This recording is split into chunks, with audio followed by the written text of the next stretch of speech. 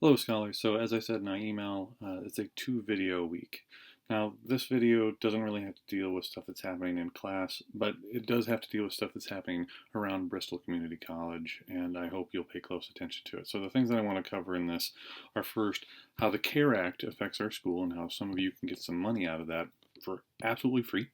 Um, what's happening with summer courses because we're in registration time right now. And then next week we start registering for fall. So I want to talk a little bit about that in this video. So first off, the CARE Act. So part of the whole bundle of money that Congress sent out to banks, to small businesses, to large businesses, to the IRS. So like some of you probably already got the stimulus check already, and some of you are probably unemployment. You've seen the unemployment number go up because that's part of the CARE Act. But part of the CARE Act that you don't hear as much about is that money was allocated to go out to schools to help students who are struggling financially. Now, listen to this. This is important. Money was allocated to schools to help students who are struggling financially.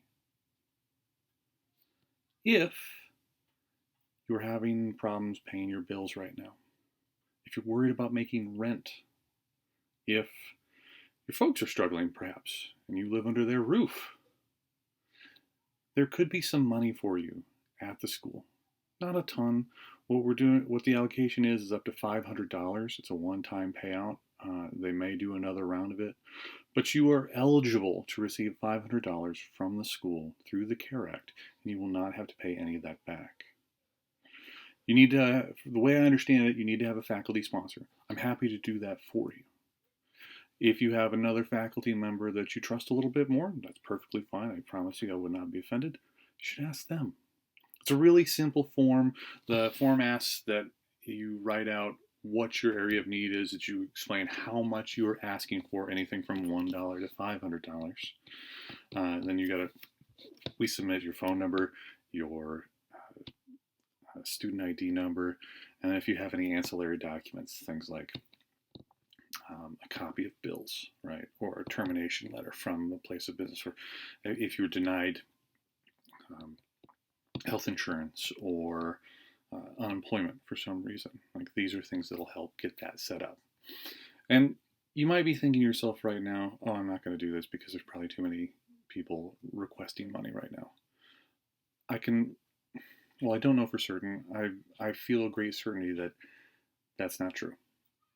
And the reason I say that is every single year when the student scholarships come up at Bristol Community College, where students are supposed to apply for scholarships, several people apply.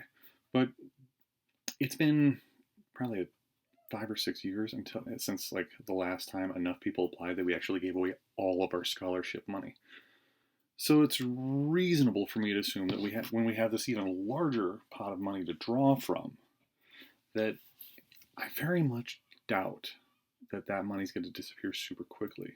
But at the same time, you want to get this done quick. So if you're interested in attempting to receive funds from the CARE Act, I'm happy to sponsor you. Please get in touch with me. Don't wait.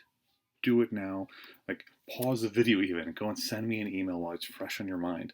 Or at least make a note to think about and get back to me. All right? Very happy to help you through that process. And for mine, it's really easy. I just plug in information that you send me, give them your phone number, your student ID, and then it's gone. And here's the deal, folks. I will never bring this up to anybody. The information you send me will go into a secure folder on my computer, and if at any point in time you write to me and say, I want you to delete that, I will delete it immediately. I won't even bring it up to you unless you bring it up first. This is private information. I understand we have pride, we have nerves, we're scared about things that are happening. We don't want people to know certain things about us.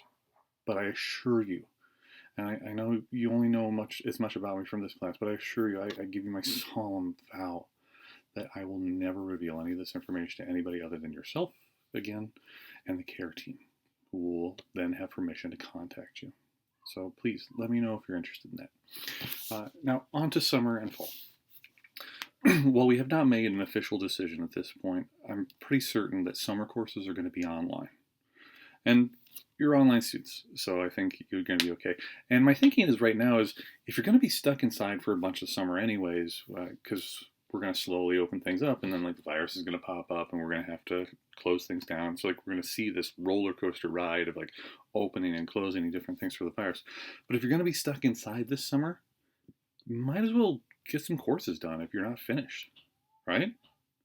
And financial aid, I think, is a little different this year. So you should be able to get some funds for that, or at least some private funds, and just get in there and get that done.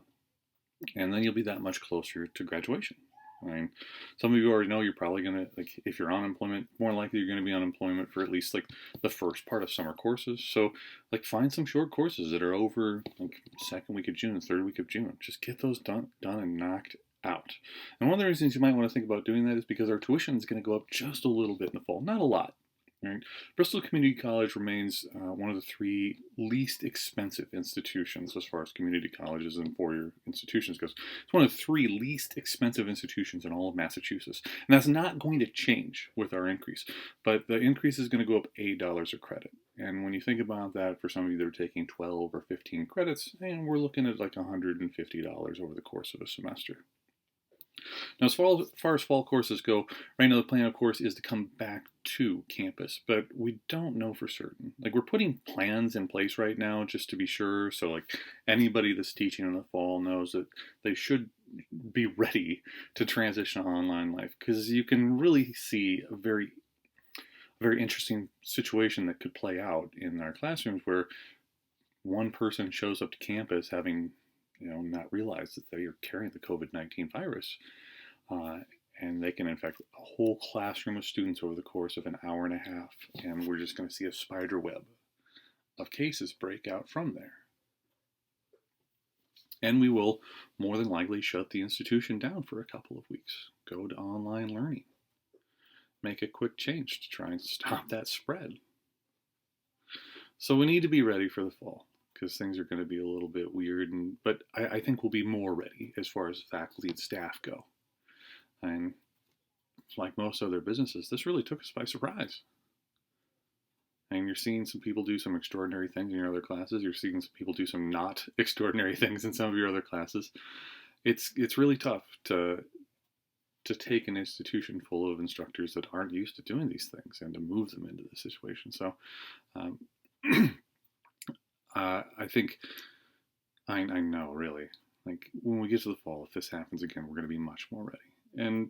And the point at which we'll not have to worry about this as much is when the vaccine's finally ready. And all signs point to that not being this fall.